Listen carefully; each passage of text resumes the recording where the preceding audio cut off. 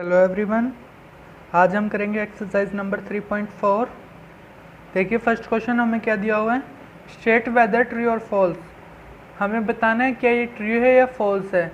First of all तो हमें सारी प्रॉपर्टीज़ पता होनी चाहिए जो कि मैंने आपको पहले ही करवा दी हैं, उन्हीं को आज हम रिपीट करेंगे। देखो फर्स्ट में हमें क्या पूछा है, ऑल रेक्टेंगल्स आर स्क्वेयर्स। क्या सभी रेक्टेंगल्स स्क्वेयर्स पॉसिबल है, हो सकते हैं? क्या सभी रेक्टेंगल्स स्क्वायर हो सकते हैं? नहीं। क्यों? रेक्टेंगल में तो ओनली अपोजिट साइड्स इक्वल होती हैं, ठीक है, मतलब टू साइड सेम होती है, टू डिफरेंट्स होती हैं, बट वो स्क्वायर्स में तो चारों साइड इक्वल होती है ना, तो ये पॉसिबल नहीं है, ठीक है। All rhombus are parallelograms. क्या सभी रोम्बस पैरेललोग्राम हो सकते हैं? Yes, why not?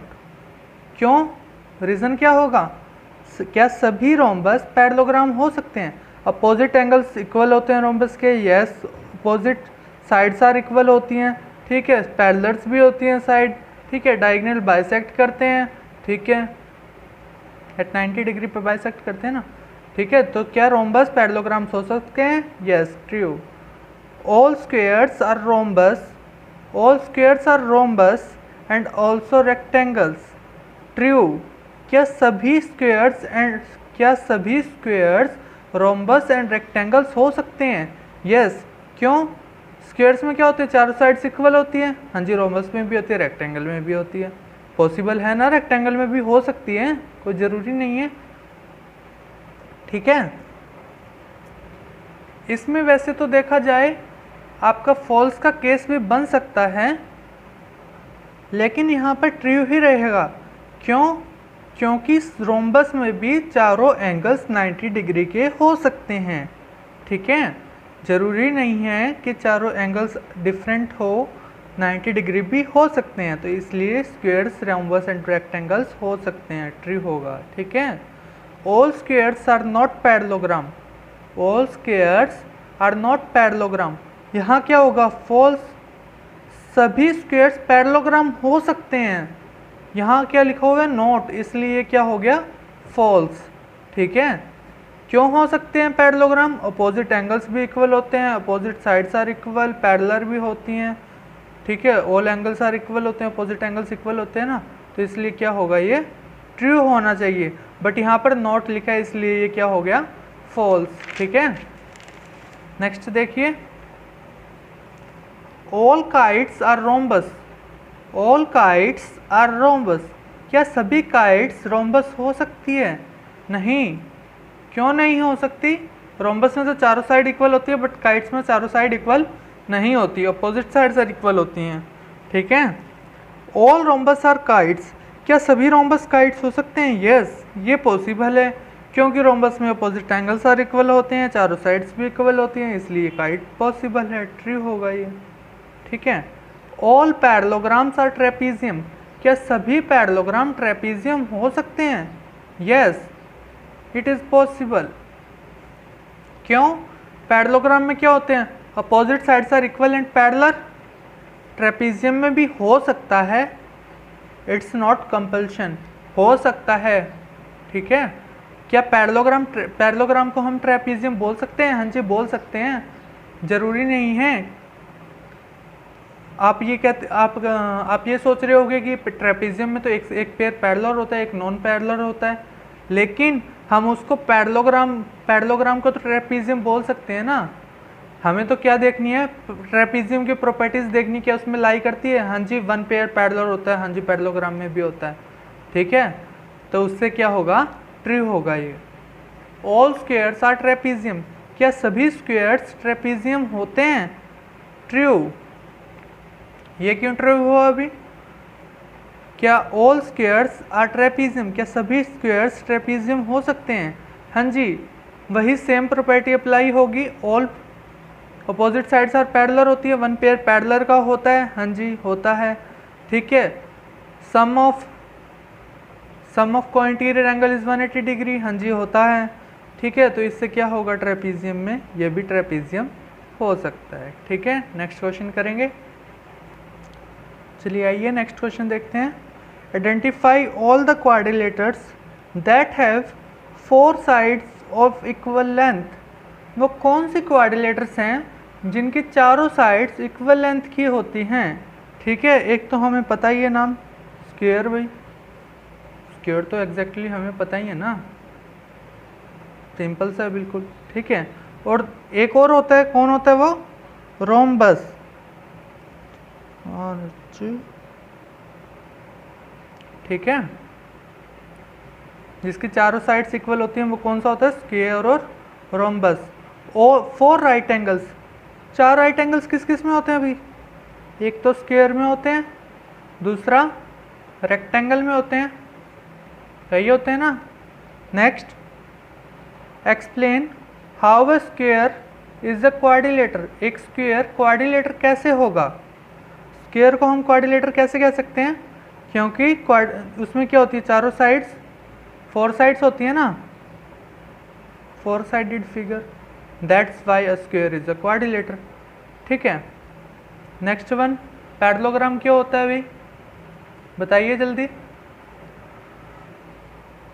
पैरेललोग्राम क्या होते हैं, स्क्वायर में क्या होता है, opposite sides are parallel and equal, opposite sides parallel और इक्वल दोनों होती है ना, इसलिए ये क्या होगा, पैरेललोग्राम भी होगा।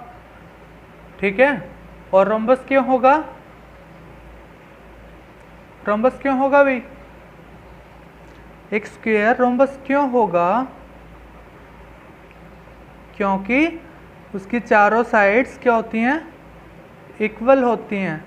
ठीक है, and opposite angles are equal, और अपोजिट एंगल्स क्या होते हैं, इक्वल होते हैं। ठीक है, that's why a square is a rhombus also. Next one is rectangle क्यों होगा, एक स्क्वायर रेक्टेंगल क्यों होगा, स्क्वायर को हम रेक्टेंगल क्यों कह सकते हैं, क्योंकि opposite sides are equal, opposite sides are equal and each angle is 90 degree. ठीक है, हर कोई एंगल 90 डिग्री का भी होता है, इसलिए क्या होगा, स्क्वायर एक रेक्टेंगल भी होगा। ठीक है, देखिए नेक्स्ट क्वेश्चन हमें क्या गिवन है, name the quadrilateral whose diagonals bisect each other, वो कौन सी क्वाड्रिलेटर हैं जिसके डायगोनल्स क्या करते हैं, बाइसेक्ट ईच अदर होते हैं, बाइसेक्ट ईच अदर करते हैं। देखो फर्स्ट ऑफ ऑल तो कौन सी है, पैरेललोग्राम प्रॉपर्टीज याद करो भी सभी, अगर आपको याद नहीं है तो। पैरेललोग्राम के बाइसेक्ट करते हैं एक दूसरे को। ठीक है, रोम्बस में भी करते हैं, स्क्वायर में भी करते हैं, रेक्टेंगल में भी करते हैं। ठीक है, ये 4 क्वाड्रिलेटर्स हैं जिनमें क्या करते हैं, डायगोनल्स बाइसेक्ट ईच अदर करते हैं। Diagonals are perpendicular bisector of each other, perpendicular bisector किस किस में था, याद करो, एक तो रोम्बस में था, रोम्बस जैसा एक और होता है सेम, स्क्वायर। ठीक है, इन दोनों में क्या करते हैं, परपेंडिकुलर बाइसेक्टर होते हैं ईच अदर, मीन्स 90 डिग्री पे कट करते हैं ना। इक्वल किस किस में होते हैं डायगोनल्स, स्क्वायर एंड रेक्टेंगल, ये तो 2 अच्छे से याद होने चाहिए, बिल्कुल इजी हैं। ठीक है, अब नेक्स्ट क्वेश्चन आता है, explain why a rectangle is a convex quadrilateral, rectangle एक कन्वेक्स क्वाड्रिलेटर क्यों है, रीजन देंगे हम, रेक्टेंगल एक कन्वेक्स क्वाड्रिलेटर क्यों है। ठीक है, ये रेक्टेंगल है, कन्वेक्स क्वाड्रिलेटर कौन सी होती है, जिसमें थोड़ा बाहर की साइड हो, यही होती है ना, बाहर की साइड होती है, और कनकेव कौन सी होती है, जिसमें अंदर की साइड हो, समथिंग ऐसे फिगर। ठीक है, तो ये कौन सी होगी, कनकेव, ये कौन सी है, कन्वेक्स। ये कन्वेक्स क्वाड्रिलेटर क्यों है, क्योंकि जो इसके डायगोनल्स है वो इंटीरियर में लाई करते हैं। क्या लिखोगे, both of its diagonals lies in its interior. दोनों डायगोनल्स इसके इंटीरियर में लाई करते हैं ना, ठीक है। और यहाँ से हम इसके डायगोनल्स फाइंड आउट करेंगे तो देखो बाहर जाएंगे, ध्यान रखना बाहर की तरफ जाएंगे इसके डायगोनल्स, ठीक है। कनकेव में ऑलवेज डायगोनल मतलब कोई ना कोई उसका डायगोनल बाहर की तरफ जाएगा, और कन्वेक्स में इसमें कन्वेक्स में क्या होगा, सभी डायगोनल्स अंदर की तरफ हो गए, ठीक है। नेक्स्ट क्वेश्चन करते हैं। देखो हमें इस क्वेश्चन में क्या गिवन है, ABC is a right angle triangle, ABC एक राइट एंगल ट्रायंगल है, O is the mid point of the sides opposite to the right angle. ABC एक राइट एंगल ट्रायंगल है और O जो है मिड पॉइंट है किसका, side opposite to right angle, ठीक है। Explain why O is equidistant from ABC। हमें बताना है कि इक्विडिस्टेंट क्यों है ABC से। देखो यहीं मैंने एक डॉटेड फिगर ड्रॉ कर ली है, ठीक है। यहाँ साइड में मैंने इसके साथ बिल्कुल सेम डॉटेड फिगर ड्रॉ की है। ये 2 राइट एंगल्स ट्रायंगल बन गई हैं। देखो ये राइट एंगल ट्रायंगल थी तो ये भी राइट एंगल ट्रायंगल बन गई। जब 2 राइट एंगल ट्रायंगल आपस में मिलती है तो क्या बना देती है, एक रेक्टेंगल बनाती है, ये आपको पता ही होगा, ठीक है। एक राइट एंगल बन गया। तो राइट एंगल ट्रायंगल में क्या होता है, opposite sides are equal and parallel, AB parallel to DC और BC parallel to AD, opposite sides are equal and parallel होगी, ठीक है। इसका मतलब क्या हुआ, वी नो दैट डायगोनल्स, और हमें पता ही है कि डायगोनल्स जो होते हैं रेक्टेंगल के इक्वल भी होते हैं, और कट एट मिड पॉइंट पे कट करते हैं ना, diagonals are equal and cut at mid point, ठीक है। देयरफॉर इसका मतलब क्या हुआ, मिड पॉइंट पे कट कर रहे हैं तो O is equidistant from A, B, C and D। इसका मतलब क्या हुआ, O सभी से इक्वल डिस्टेंट पे है, ठीक है। आज के लिए इतना ही। एक्सरसाइज भी ख़त्म होती है हमारी यहीं पर और चैप्टर भी, ठीक है। कल से हम नया चैप्टर स्टार्ट करेंगे।